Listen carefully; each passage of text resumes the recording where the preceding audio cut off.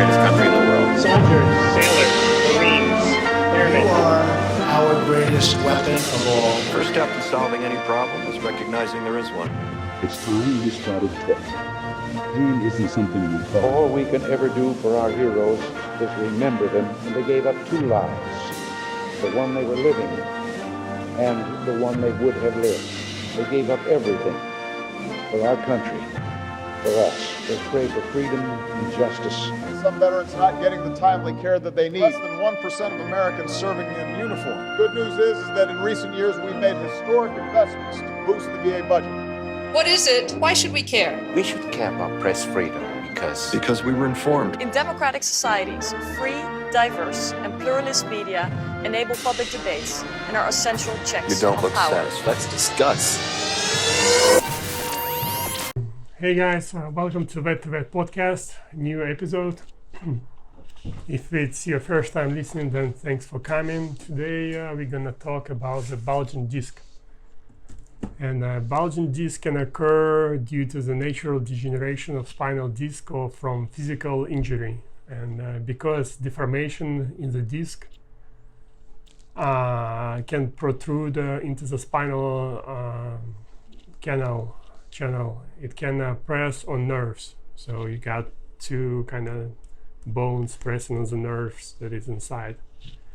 And the resulting pain, numbness, discomfort, and weakness can provide a basis for obtaining a VA disability rating for a bulging disc. And please check our related podcast. That's season 2, episode 10, the spine arthritis, and season 4, episode 14, spinal stenosis. So that's kind of a continuation. So how it works, let's go into the topic. So discs act as a cushion between the vertebrae and your spine. They are composed of an outer layer of tough cartilage that surrounds the soft cartilage in the center. The discs tend to show signs of wear and tear with the age or due to injury over time.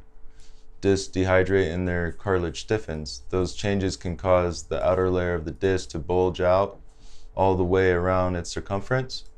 A bulging disc does not always affect the entire perimeter of the disc, but at least a quarter, if not half of the disc circumference is usually affected. Only the outer layer of tough cartilage is involved. A bulging disc may have no pain at all if it has not reached a certain level of severity. This can make it difficult for healthcare providers to identify the bulging disc symptoms before the condition becomes more severe. Most commonly, bulging discs create pressure points on nearby nerves, which create a variety of sensations. Symptoms may range from mild tingling and numbness to moderate or severe pain. Numbness, tingling, and pain may occur in the fingers, hands, arms, neck, or shoulders. This would most likely indicate a bulging disc in the cervical neck area. However, most individual with bulging disc have problems occur in the lumbar area, the lower back.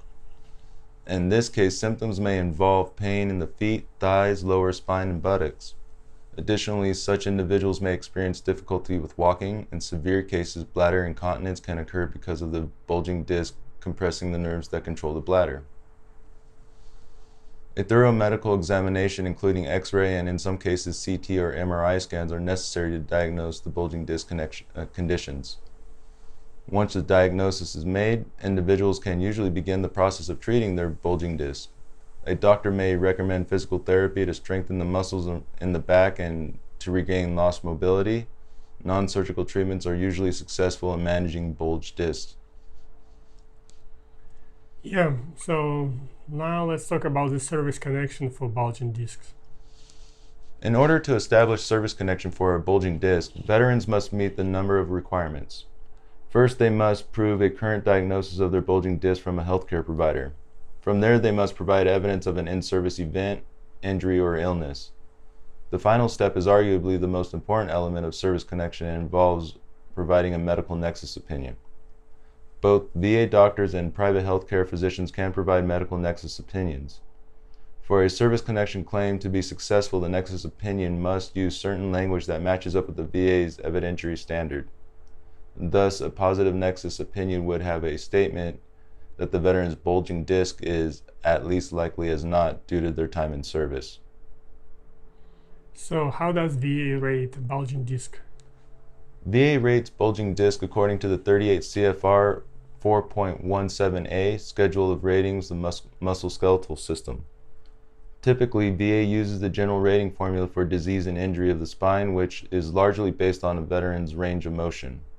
Generally speaking, veterans will obtain a compensation and pension exam, and the examiner will measure how far they can bend forwards, backwards, and side to side using a gonometer, right? Mm-hmm. Gonometer.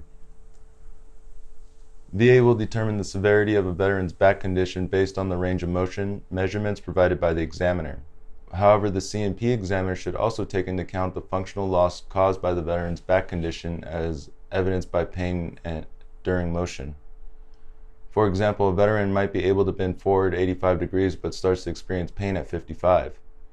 In this case, the veteran should receive a disability rating that is consistent with both the range of motion measurements and the functional limitations caused by their back pain. It is important to note that for bulging disc, VA may also consider an evaluation under the intervertebral disc syndrome if a veteran meets the criteria outlined below.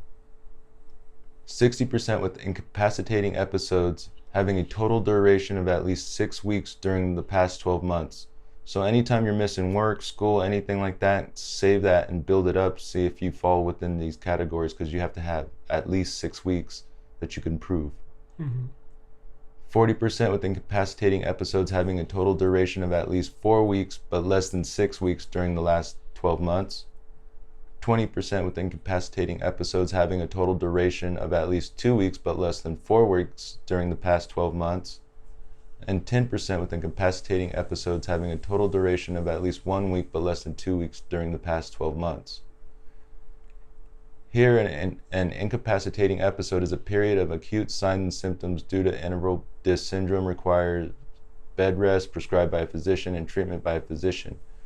If a veteran's bulging disc qualifies for either rating formula, VA should use whichever method results in a higher evaluation.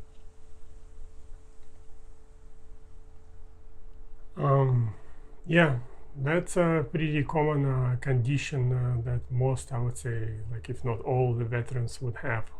And the major thing is documenting those times that you're incapacitated.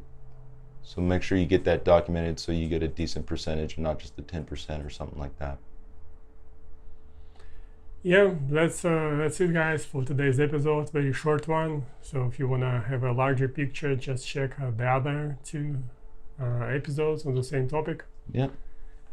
And as always, do you have a book and great stuff you would want to recommend? Yeah, so this one's actually funny. This is Jerry Seinfeld's Is This Anything? It just came out this year. It's all about his writing style when it comes to comedy from the 70s to pretty much the present.